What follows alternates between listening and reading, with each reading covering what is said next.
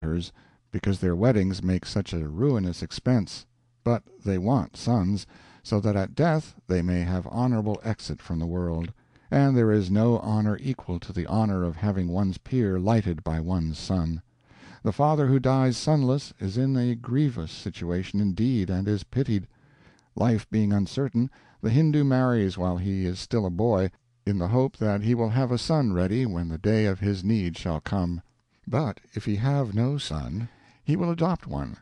This answers every purpose. Meantime the corpse is burning, also several others. It is a dismal business. The stokers did not sit down in idleness, but moved briskly about, punching up the fires with long poles, and now and then adding fuel. Sometimes they hoisted the half of a skeleton into the air, then slammed it down and beat it with the pole, breaking it up so that it would burn better.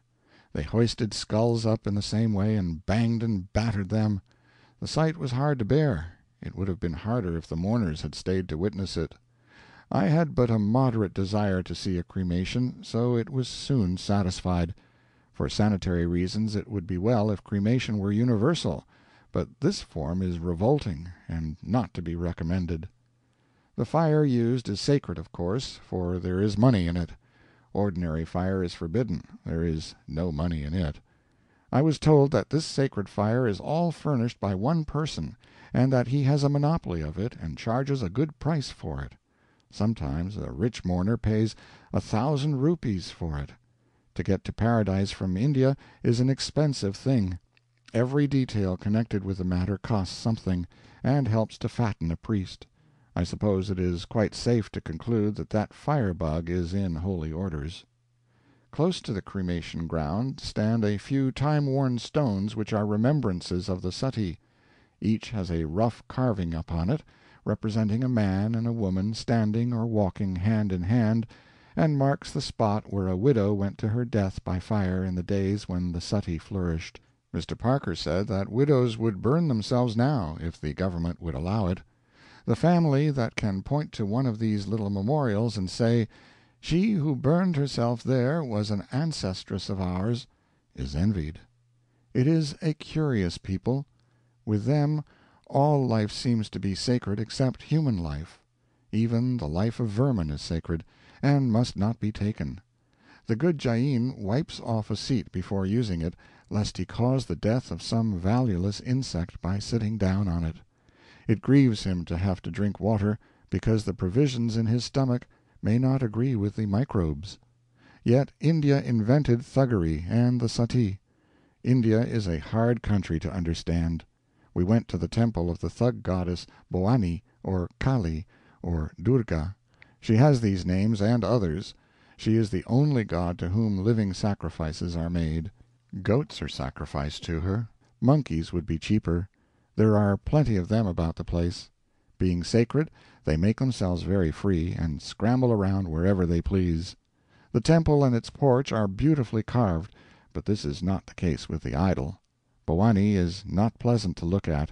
She has a silver face, and a projecting swollen tongue painted a deep red. She wears a necklace of skulls.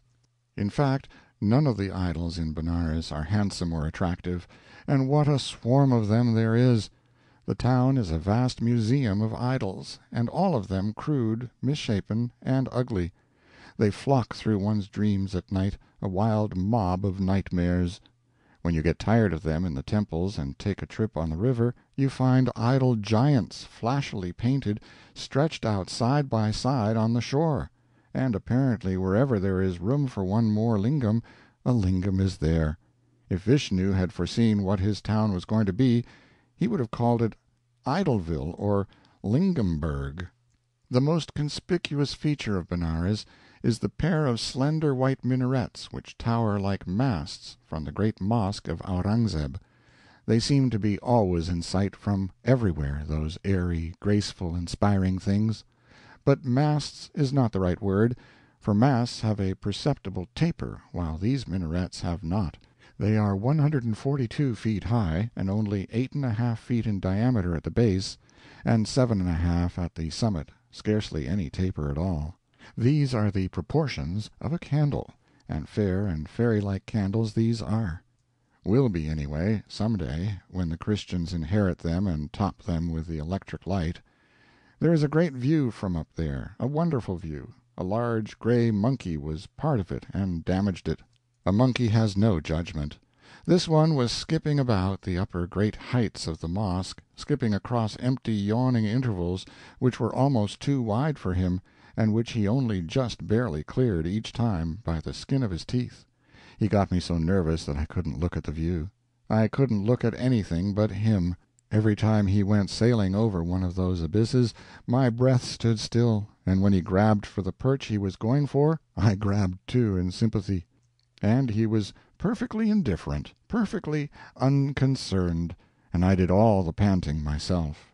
He came within an ace of losing his life a dozen times, and I was so troubled about him that I would have shot him if I had had anything to do with it. But I strongly recommend the view.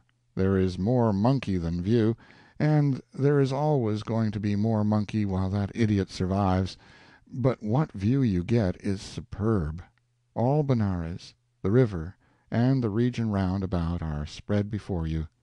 Take a gun and look at the view. The next thing I saw was more reposeful. It was a new kind of art. It was a picture painted on water. It was done by a native. He sprinkled fine dust of various colors on the still surface of a basin of water, and out of these sprinklings a dainty and pretty picture gradually grew, a picture which a breath could destroy. Somehow it was impressive, after so much browsing among massive and battered and decaying fanes that rest upon ruins, and those ruins upon still other ruins, and those upon still others again. It was a sermon, an allegory, a symbol of instability. Those creations in stone were only a kind of water pictures, after all. A prominent episode in the Indian career of Warren Hastings had Benares for its theater. Wherever that extraordinary man set his foot, he left his mark. He came to Benares in 1781 to collect a fine of 500,000 pounds, which he had levied upon its Rajah, Chait Singh, on behalf of the East India Company. Hastings was a long way from home and help. There were, probably, not a dozen Englishmen within reach. The Rajah was in his fort, with his myriads around him. But no matter. From his little camp in a neighboring garden, Hastings sent a party to arrest the sovereign. He sent on this daring mission a couple of hundred native soldiers, sepoys, under command of 3 young English lieutenants. The Rajah submitted without a word. The incident lights up the Indian situation electrically, and gives one a vivid sense of the strides which the English had made and the mastership they had acquired in the land since the date of Clive's great victory. In a quarter of a century, from being nobodies, and feared by none, they were become confessed lords and masters, feared by all, sovereigns included, and served by all, sovereigns included. It makes the fairy tales sound true. The English had not been afraid to enlist native soldiers to fight against their own people and keep them obedient. And now Hastings was not afraid to come away out to this remote place with a handful of such soldiers and send them to arrest a native sovereign. The lieutenants imprisoned the Rajah in his own fort. It was beautiful, the pluckiness of it, the impudence of it. The arrest enraged the Rajah's people, and all Benares came storming about the place and threatening vengeance. And yet, but for an accident, nothing important would have resulted, perhaps. The mob found out a most strange thing, an almost incredible thing, that this handful of soldiers had come on this hardy errand with empty guns and no ammunition.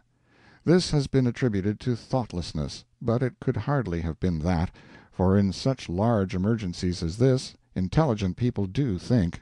It must have been indifference, an overconfidence born of the proved submissiveness of the native character when confronted by even 1 or 2 stern Britons in their war-paint. But however that may be, it was a fatal discovery that the mob had made. They were full of courage now, and they broke into the fort and massacred the helpless soldiers and their officers. Hastings escaped from Benares by night and got safely away, leaving the principality in a state of wild insurrection.